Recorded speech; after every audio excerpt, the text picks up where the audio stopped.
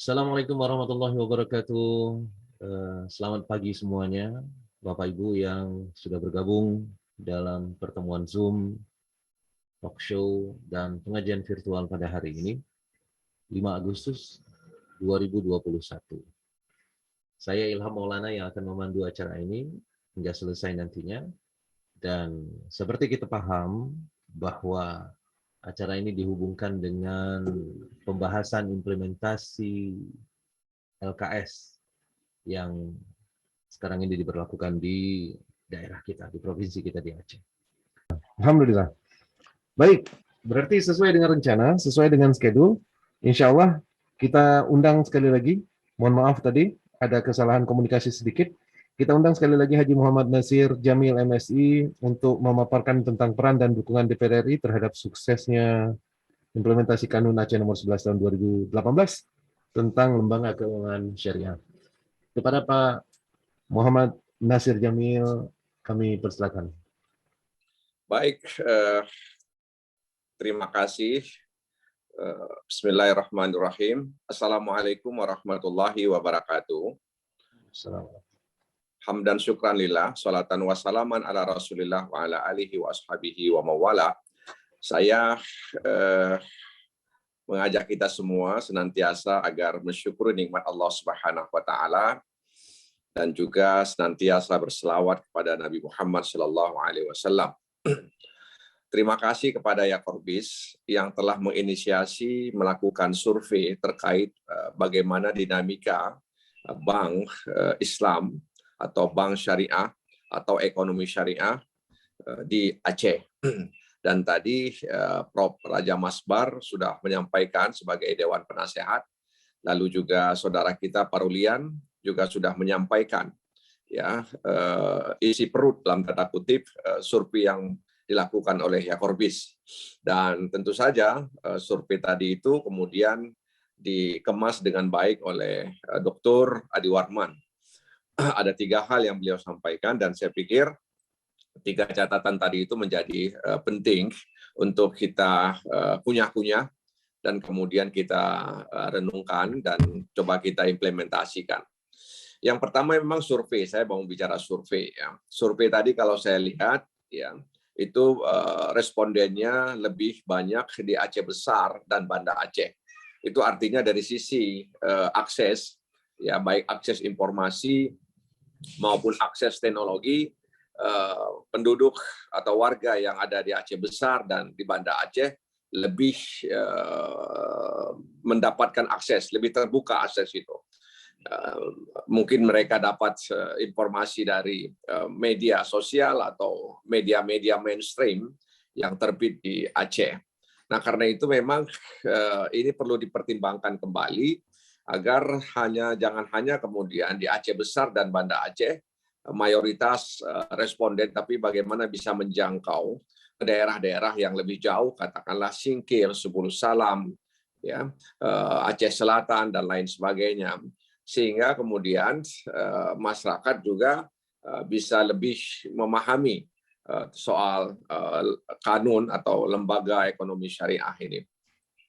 Nah, jadi di sisi lain juga tadi memang tidak dirinci karena mengingat waktu soal swasta, ya siapa swasta itu. Dan tadi ada 233 kalau tidak salah, ya yang tidak masuk dalam kategori swasta, ASN dan sebagainya, dan itu diberi label dengan dan lain-lain. Ya. Nah, oleh karena itu memang ini penting karena sektor swasta juga sangat berkepentingan dengan dunia perbankan. Nah, karena itu saya pikir sekali lagi kita kasih apresiasi saya pribadi kepada Yakorbis yang sudah menginisiasi ini, tinggal ke depan barangkali perlu dilihat lagi mana hal-hal yang diperbaiki sehingga kemudian survei ini bisa memberi dampak terhadap upaya untuk meneguhkan produk legislasi yang dihasilkan oleh DPR RI dalam hal ini Undang-Undang Pemerintah Aceh dan juga Kanun Lembaga Keuangan Syariah nomor 11 tahun 2018 tersebut. Nah, itu yang pertama. Yang kedua yang ingin saya sampaikan bahwa Yang kedua yang saya sampaikan bahwa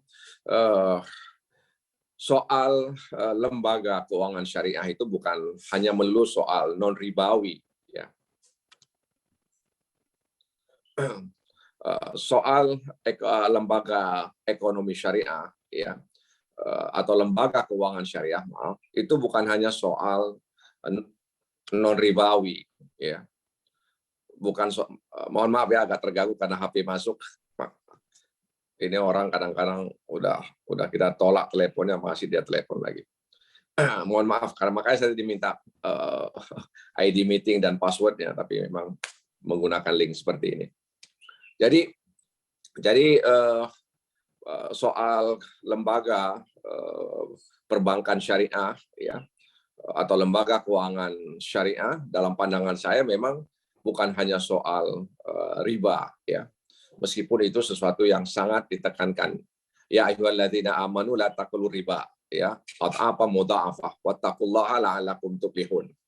Ya, itu jelas dalam surah Ali Imran, ya, bahwa orang-orang beriman dilarang keras untuk memakan riba apa mudha'afah yang berlipat-lipat gitu, dan bertakwalah kalian kepada Allah, semoga kalian mendapat kemenangan.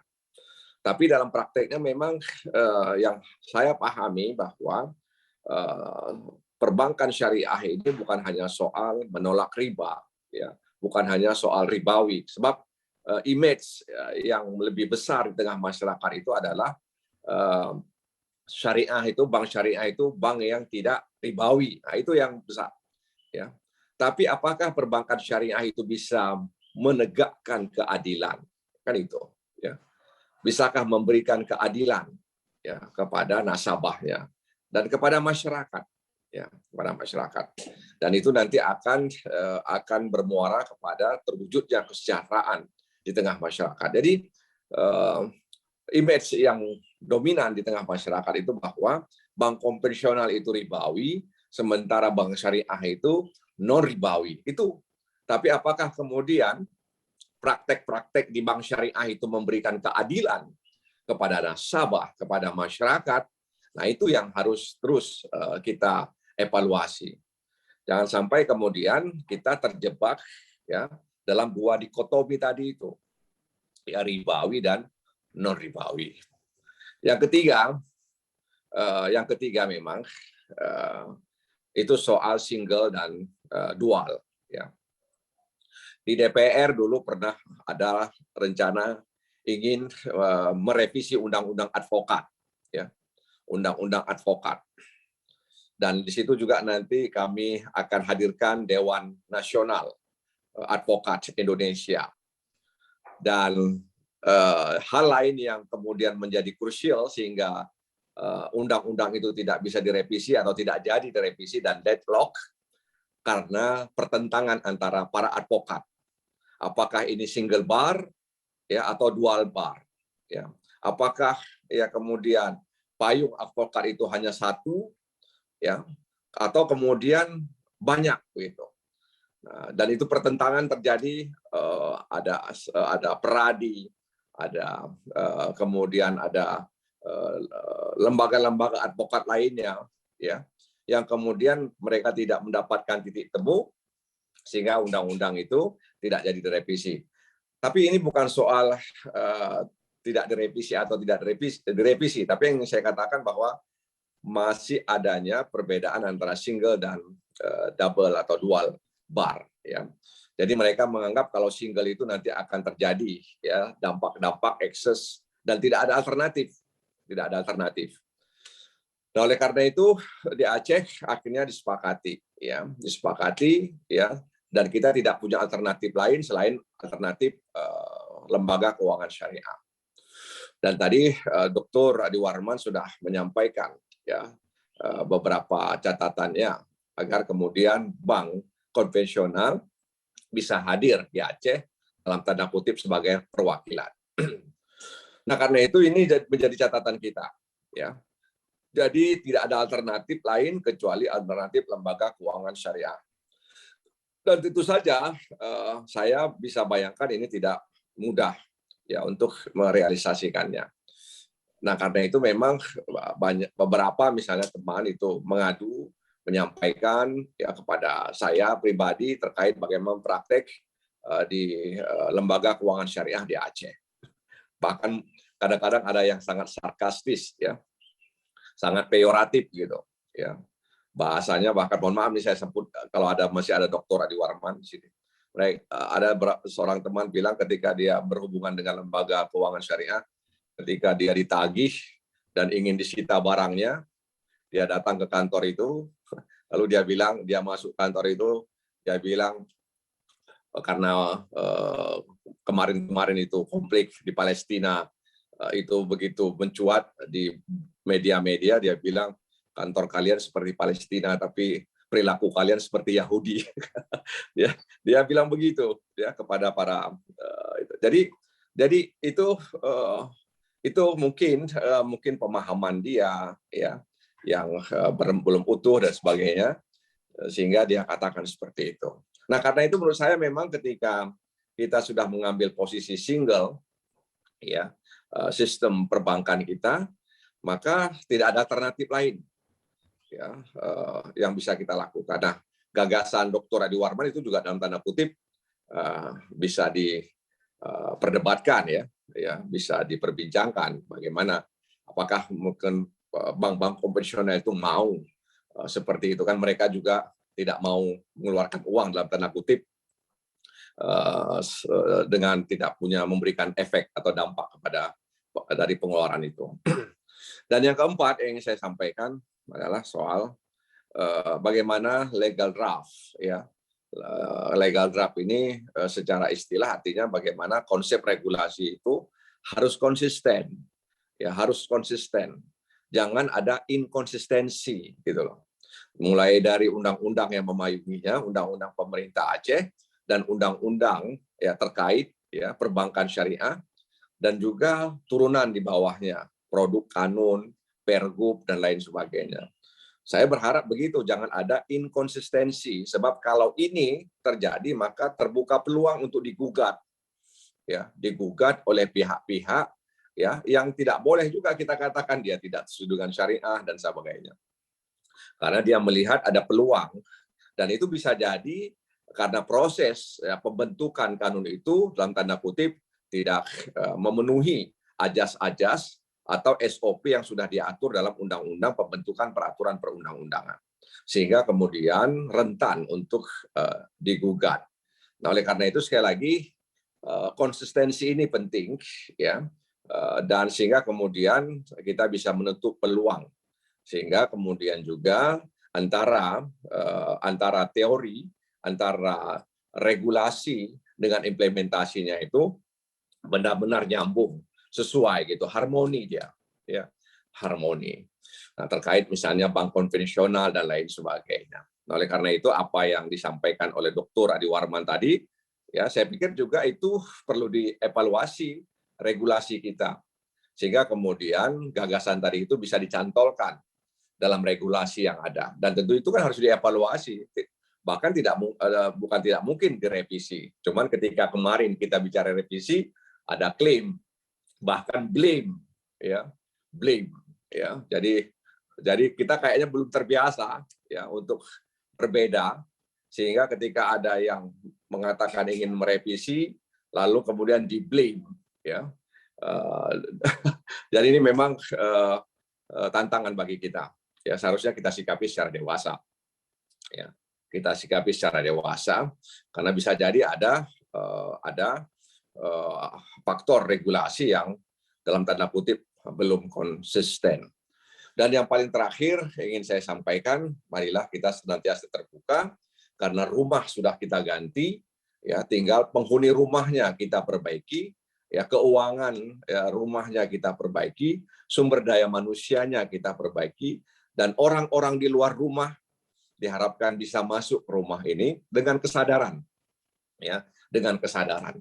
Sebab Allah Subhanahu wa taala juga memberikan dua jalan kepada manusia. Wa hadainahun najdain. Ya, kami memberikan dua jalan kepada manusia. Dan ini yang harus kita terus bangun, sehingga kemudian rumah alternatif ini menjadi rumah idaman, terutama bagi masyarakat di Aceh. Dan jangan kemudian kita terkotak-kotak, ya, seolah-olah ketika kita berbeda, kita mengatakan bahwa dia anti lembaga keuangan syariah dan lain sebagainya. Sebab Al-Quran juga mengingatkan kita, jangan kamu merasa orang yang paling suci. Gitu ya. Artinya kita diingatkan oleh Tuhan jangan sok suci, ya, tapi kita disuruh terus untuk bersuci. Ya, innallaha yuhibbul mutatahhirin. Sesungguhnya Allah menyukai orang-orang yang bersih, ya, dan cara bersih itu adalah bagaimana kita bersuci.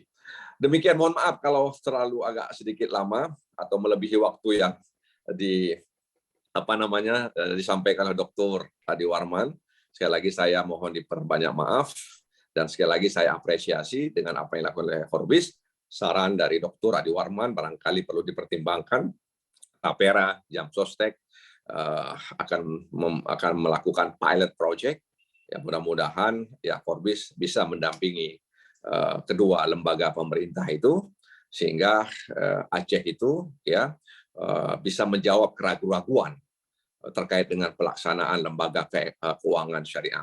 Karena sekali lagi bagaimana membangun kesadaran masyarakat bahwa bank syariah itu bukan soal ribawi dan non ribawi saja, tapi bagaimana memberikan keadilan ya kepada nasabah dan masyarakat sekitarnya. Nah, karena itu mau tidak mau harus ada edukasi yang masif kepada masyarakat bahwa bagaimana sebenarnya macam-macam muamalah ya dalam transaksi keuangan syariah, soal khiyar, ya, kemudian soal syirkah, mudarabah, kemudian musaqah, muzara'ah, mukhabarah, ya, dan juga bagaimana asuransi syariah.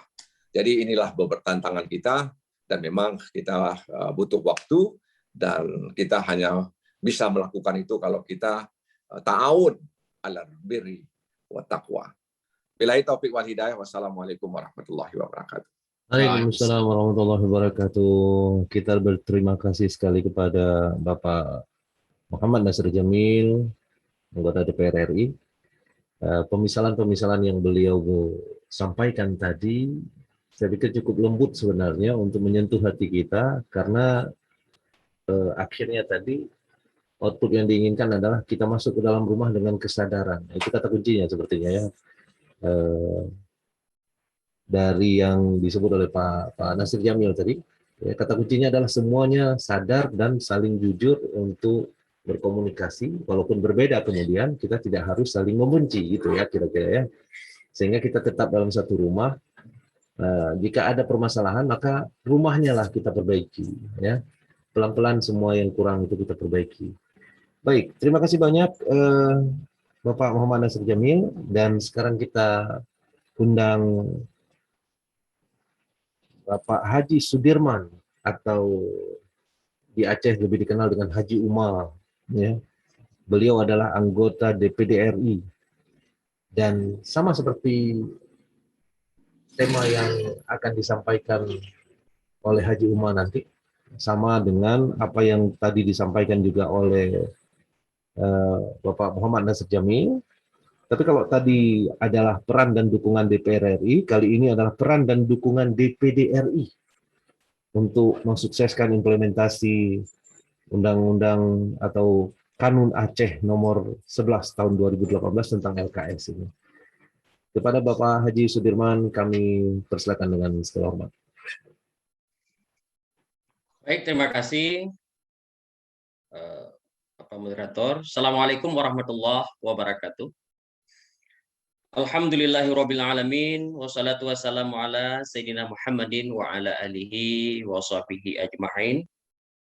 Puji dan syukur mari sama-sama kita panjatkan kehadirat Allah Subhanahu wa taala yang telah memberikan rahmat dan karunia kepada kita pada hari ini, sehingga kita telah dapat mengikuti sebuah pelaksanaan kegiatan yang sangat berguna kepada kemajuan bangsa dan masyarakat kita, negara kita.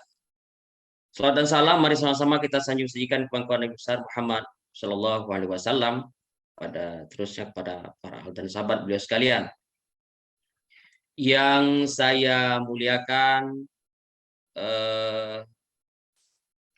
Pak Menteri hadir hari ini? Belum ya? Pak Gubernur Aceh, kemudian yang saya muliakan Bapak Profesor Dr. Raja Masbar, yang saya muliakan Bapak Dr. Insinyur Adi Warman, yang saya muliakan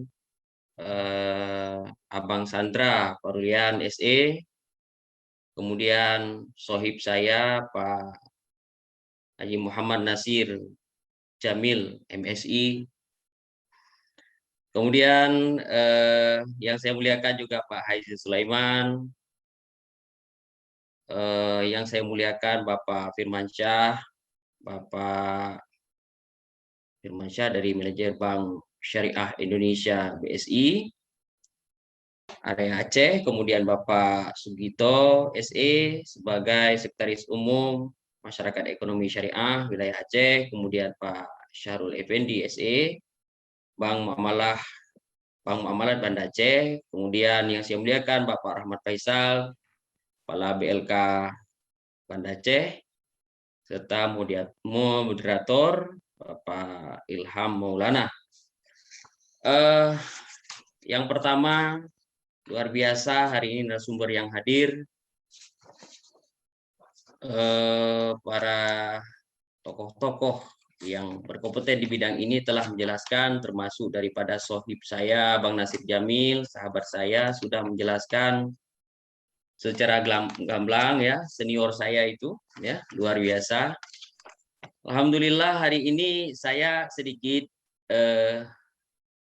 saja mungkin sekilas tentang apa yang kita dukung daripada lembaga DPD RI ini, yang mana kita di DPD RI juga mendukung terwujudnya Bank Syariah ini, apalagi yang ada di Aceh menjadi Bank Syariah Aceh dan Bank Syariah Bank Daerah Syariah.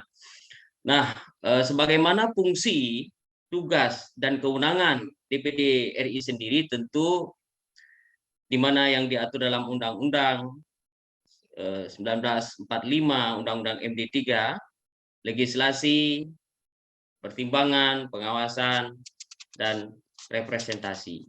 Nah, sebagai ruang lingkup di sini, saya sendiri Komite 4 DPD RI adalah saya di Komite 4 membidangi tentang anggaran, pendapatan dan belanja negara atau APBN, kemudian pajak dan pungutan lain, pertimbangan keuangan pusat dan daerah, kemudian pertimbangan hasil pemeriksaan keuangan negara dan pemilihan anggota BPK yang tanggal 9 nanti kita akan mulai memilih kembali anggota BPK.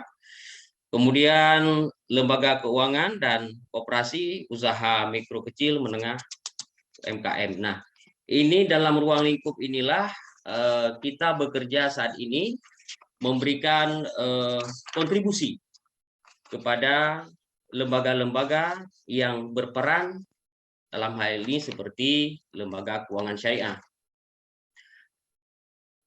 Bapak-bapak yang saya muliakan, tentu kita tahu lembaga bisnis Islam syariah,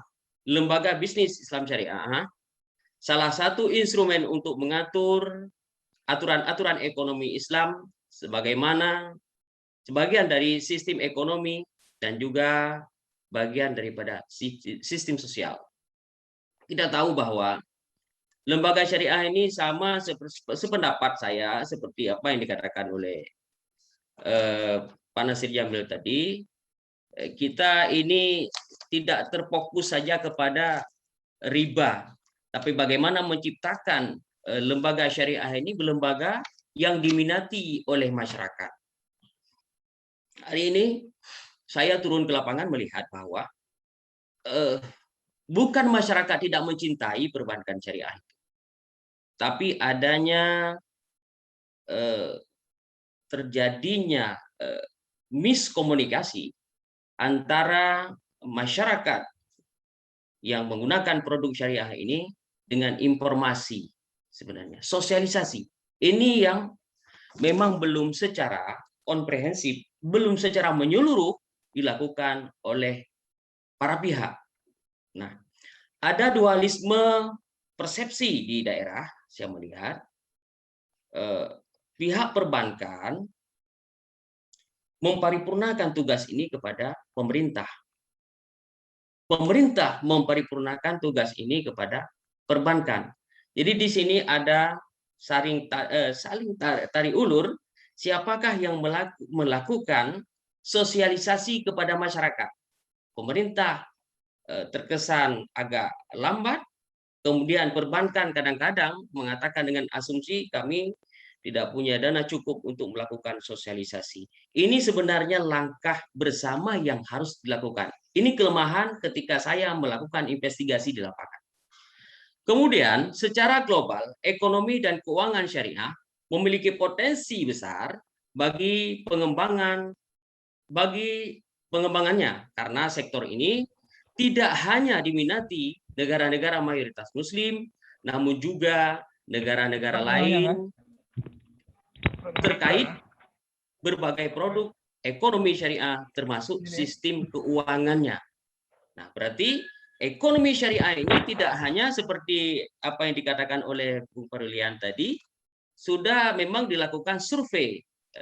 Kalau di Aceh begitu mungkin ya, tapi kita lihat di daerah-daerah lain seperti di Malaysia dan di daerah negara-negara yang lain, ini sudah mendunia ya, bukan hanya lagi digunakan oleh masyarakat Muslim. Sebagai negara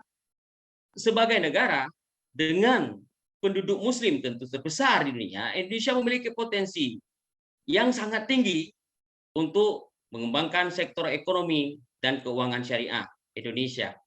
Jadi Indonesia ini memperoleh dan mendapat peringkat keempat ekonomi syariah global. Jadi the state of the global Islamic economy 2020. Jadi ini kita mendapat peringkat nomor 4. Ini sudah sangat luar biasa ya. Perjuangan daripada perbankan syariah kita. Kemudian pemerintah Indonesia telah membentuk Komite Nasional Ekonomi dan Keuangan Syariah dan meluncurkan Master Plan Ekonomi Syariah Indonesia 2019-2024. Saya sepakat apa yang dikatakan oleh Bapak Adi Harman tadi ya, Bapak Dr. Insinyur Adi Warman, bahwa perbankan-perbankan konvensional juga harus hadir di Aceh. Sebagaimana menjawab kebutuhan masyarakat di sana terkait adanya masih masyarakat Aceh itu yang berkepentingan dengan bank konvensional.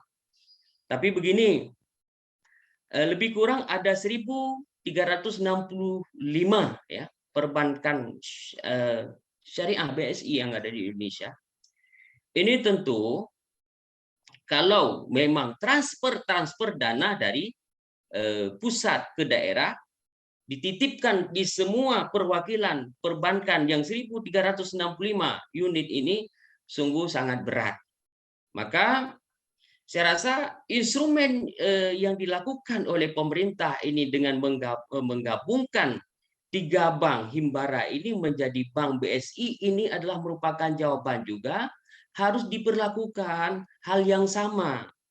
Dana-dana sosial, saya sudah menyarankan kepada Kementerian Keuangan, sudah menyarankan kami dalam rapat kepada BPK, tolong perhatikan termasuk bank-bank syariah apalagi di Aceh, ketika ada kebijakan kementerian transfer dana seperti BLT, dana-dana sosial lainnya, tolong diprioritaskan juga ke dalam bank syariah. Jangan hari ini masyarakat diminta kembali membuka rekening bank konvensional. Itu tidak konsisten namanya. Jadi hari ini memang BUMN dua-duanya BUMN tidak ada masalah, tidak ada kesalahan dilakukan oleh kementerian pun bisa dilakukan mentransfer ke dalam 2 bank ini, Bank Himbara dan Bank BSI. Ya, Himbara tadi ada BNI, Mandiri dan BRI. Nah, ini sama-sama anak daripada pemerintah BUMN. Bisa dilakukan oleh kementerian. Tinggal usaha dan pressure bersama. Selanjutnya,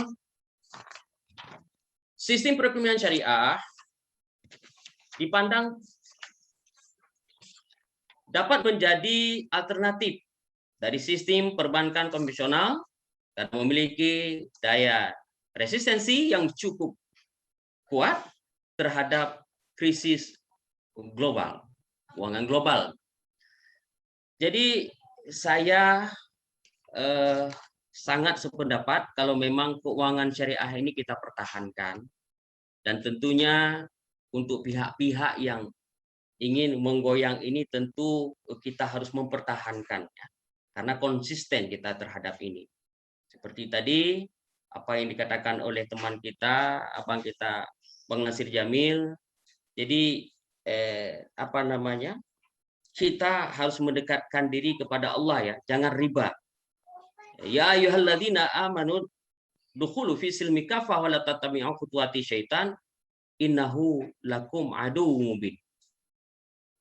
Wahai orang beriman, masuklah kamu ke dalam Islam secara keseluruhan, wala tattabi'u khutuwati syaitan. Ya. Jangan kamu ikut jejak-jejak syaitan. Ya ayyuhalladzina amanu dukhulu fi silmi kafah. Dukhulu fi silmi kafah wa la tattabi'u khutuwati syaitan innahu lakum aduwwum mubin. Masuk ke dalam Islam secara keseluruhan, jangan kamu ikut jejak-jejak setan, karena setan itu musuh yang nyata bagimu. Jadi jangan alergi terhadap syariah ini. Saya pikir orang Islam yang memang makanannya ya syariah. Kalau ada terjadi produk-produk itu yang kontra dengan keinginan kita, itu saja yang kita perbaiki. Sementara kan produk-produk syariah hari ini dibanderol dengan lisensi daripada produk-produknya ada ulama di dalamnya. Kalau ulama sudah mengatakan produknya ini halal, berarti kita menjalankan. Cuma sekarang bagaimana menciptakan sinergisitas antara pihak perbankan dengan nasabah. Kemudian laporan ekonomi dan keuangan syariah 2019 oleh Bank Indonesia, kinerja ekonomi syariah secara umum lebih tinggi dibandingkan PDB nasional, yakni dengan pertumbuhan mencapai 5,72%. Pangsa pasar syariah yang besar dan terus bertumbuh di Indonesia adalah modal penting dalam pengembangan ekonomi dan keuangan syariah nasional sebagai salah satu motor penggerak perekonomian. Ini terlihat bahwa keuangan syariah di Indonesia tumbuh pesat. Jadi jangan ada keraguan untuk kita semua. Nah, kemudian salah satu langkah pemerintah untuk memperkuat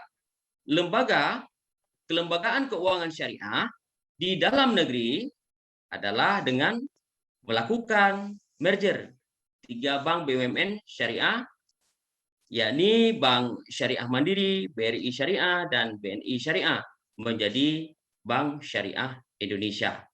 Nah, ini berarti pemerintah sudah memberikan peluang dan sudah menganggap bahwa Bank Syariah BSI sama-sama anaknya pemerintah, itu sama seperti Bank Himbara yang mana resmikan 1 Februari.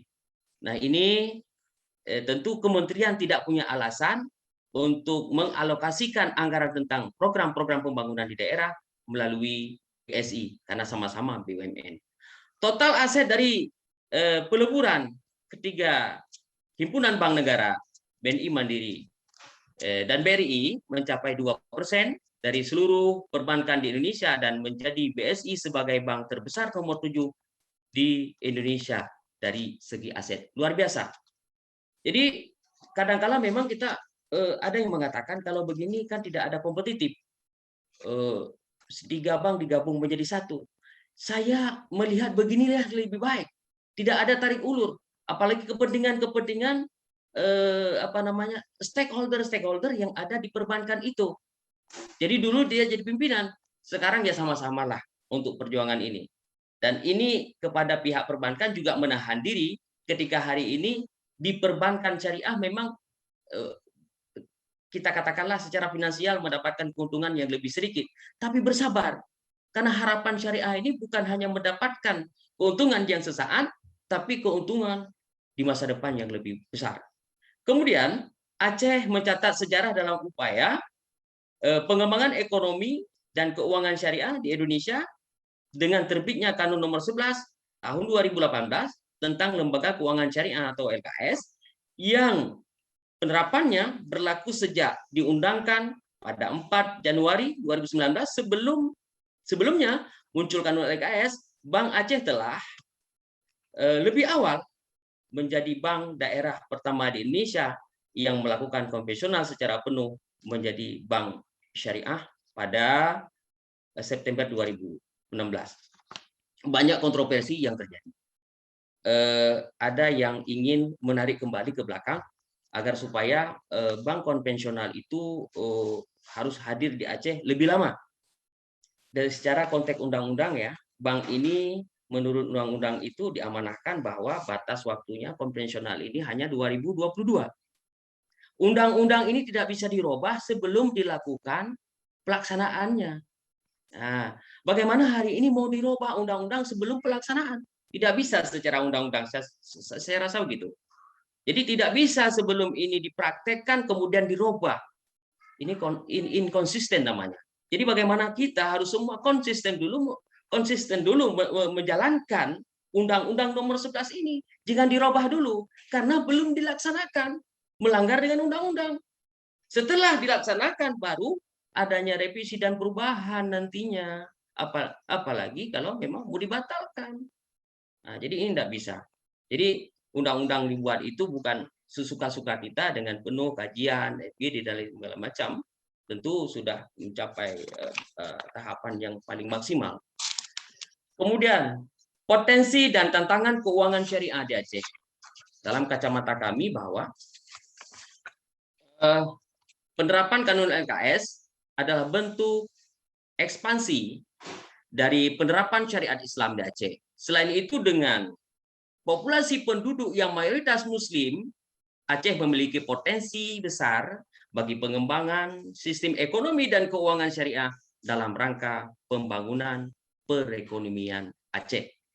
Ya, ini ekonomi yang memang saling menguntungkan karena di sini tidak cerita bunga tapi bagi hasil, ya. Berapa banyak yang didapatkan tentunya begitulah hasil yang kita temukan. Ini tidak menekan masyarakat. Nah, kemudian saya juga berharap kepada seluruh perbankan ini untuk lebih mengedepankan upaya usaha-usaha mikro ekonomi masyarakat kecil itu yang lebih diutamakan.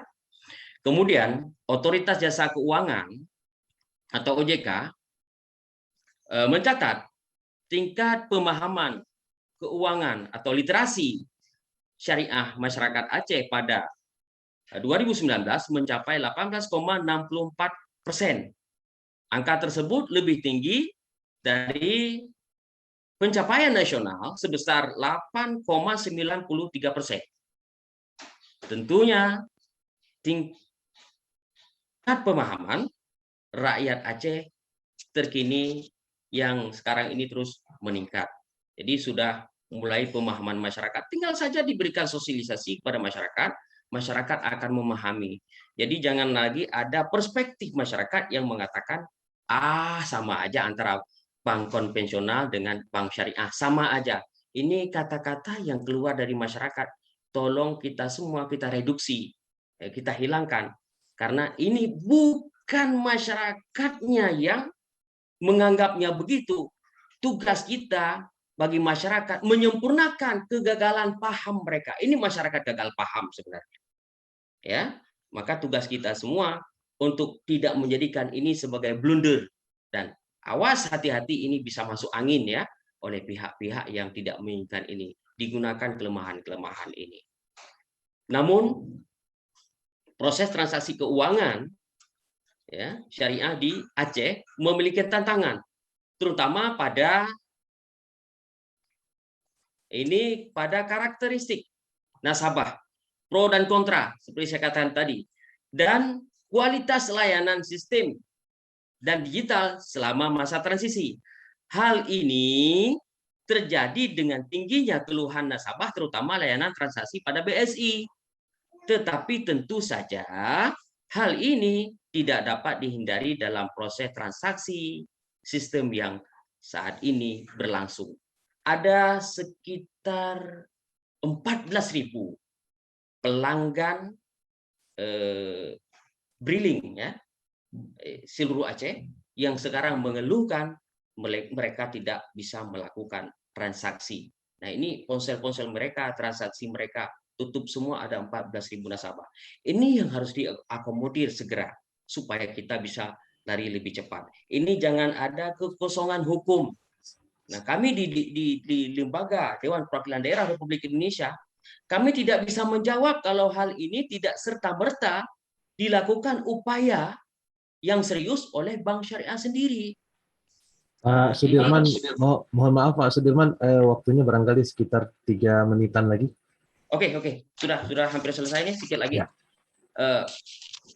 Harapan dan dukungan kita, ya, semoga lembaga perbankan syariah ini bisa menjadi perbankan yang memang dirindukan oleh masyarakat Aceh. Kemudian kita mengharapkan semua dukungan daripada stakeholder.